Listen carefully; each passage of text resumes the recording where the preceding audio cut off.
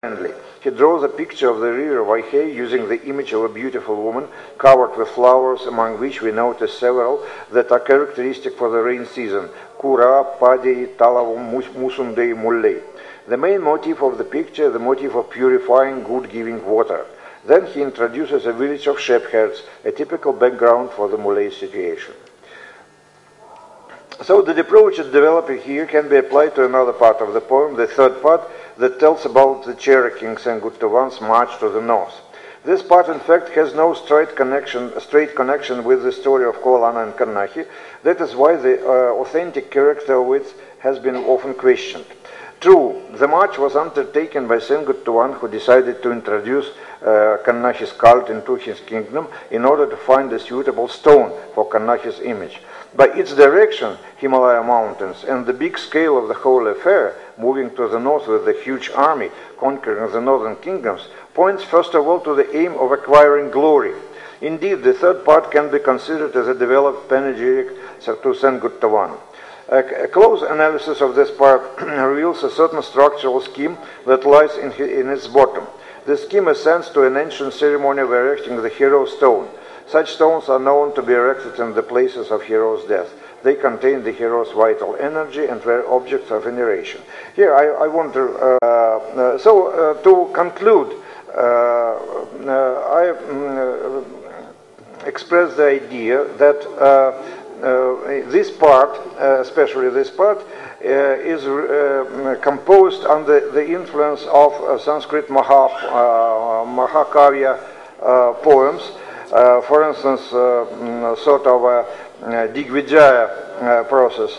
And generally speaking, the Silapadigaram presents a combination of South Indian or Tamil culture, Tamil literary culture and forms with that of Sanskrit. How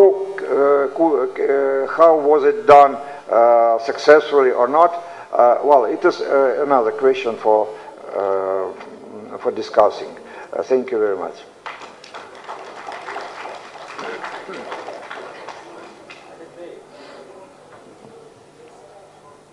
doctor Chellappan அவர்களை பேசுமாறு அழைக்கிறேன்.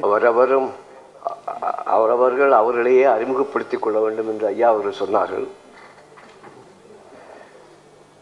நான் ஆங்கில பேராசிரியர், அதைவிட தமிழ் மாணவன் என்று சொல்வதிலே பெருமைப்படுகிறேன். பேராசிரியர் அவர்களுடைய மறைமுக தமிழ் மாணவன். இந்த அறிமுகத்தோடு I would like to speak on Ilango and Sophocles as classical tragedians. I think these two great poets represent the final phase in the classical phase of the two cultures.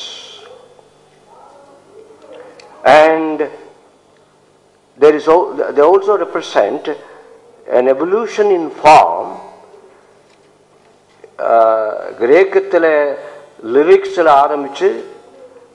it became epic and evolved into tragedy. In Tamil, தன்னுணர்ச்சி பாடல்கள், நாடகத்தன்மை உள்ள தன்மை உணர்ச்சி பாடல்கள் சிலப்பதிகாரம் என்ற நாடக காப்பியமாக வளர்ந்தது. In the Tamil tradition, in the Indian tradition, epic absorbs a tragedy. And Silappadigaram is a tragic, dramatic epic. And Ilango has written, and Sophocles has written a number of tragedies. And I think the comparison is based on two or three important things. I think there is, in both the cultures there was a conflict between life affirmation and the sense of fate.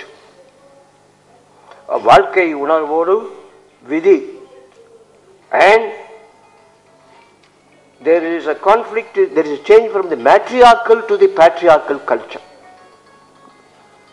தாய்வழி நாகரிகம் தந்தை வழி நாகரிகம் ஆகிற போது ஏற்பட்ட சிக்கல் தான் துன்பியல் நாடகமாக காட்டப்பட்டிருக்கிறது. The third thing is the smaller political units are evolving into a larger political unit.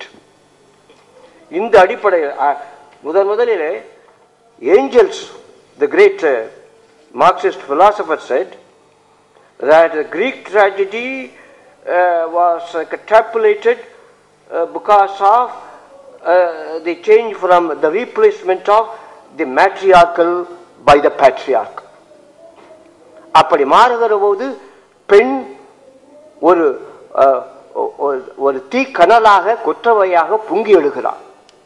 And that is portrayed in Silappatikaram and Sophocles' Antigone.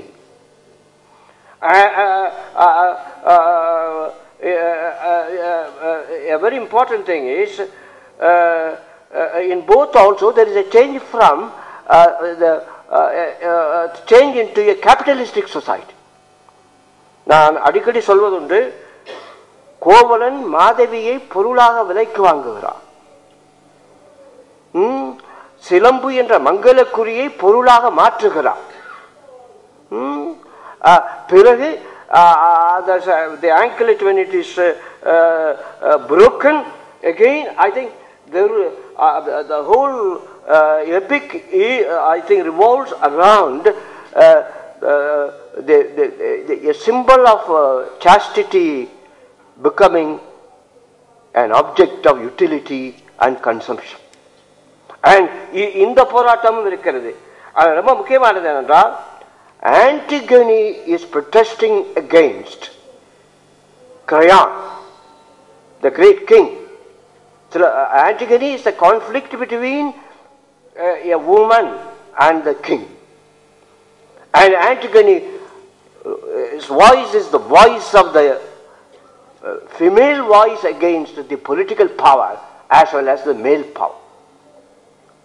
சிலப்பதிகாரத்திலும் கண்ணகியின் குரல் ஆண்மைக்கும் அரசுக்கும் எதிரான, அதிகாரத்துக்கு எதிரான குரலாக இருக்கிறது.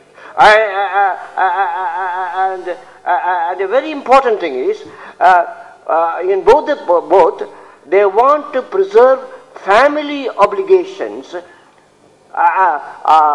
குடும்ப உறவுகளை. கண்ணகி கூட அதற்கு தான் வருத்தப்படுகிறார். நான் இந்த கடமைகளை எல்லாம் செய்யாது இழந்து போனேன் என்று.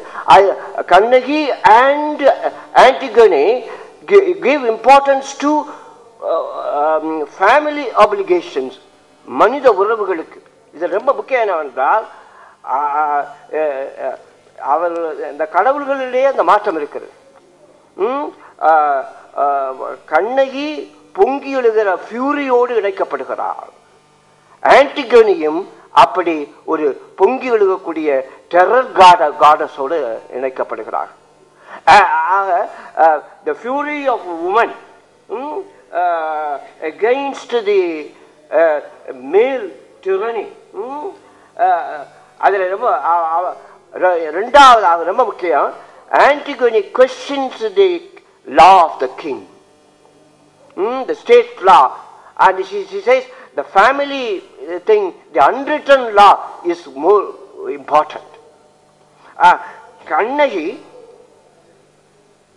வாழ்க்கையிலும் சரி வழக்குரை காதையிலும் சரி இந்த அரசனுடைய நீதிக்கு எதிராக வாதிடு